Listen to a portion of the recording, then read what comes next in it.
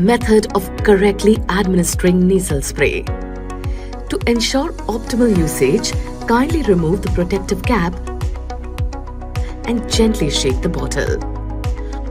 Bottle should be held with index and middle finger on either side of the nozzle. Prime the pump by pressing downward on the shoulders until a fine spray appears. Remember, prime when used for the first time. Prime when unused for more than a week. Gently blow your nose to clear the nostrils.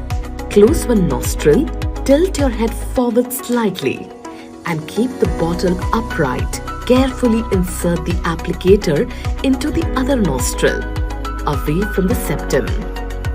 Using the index and middle finger, press the shoulder of the applicator firmly downward. Breathe gently inward through the nostril and breathe out through the mouth. Repeat these steps in other nostril with the other hand.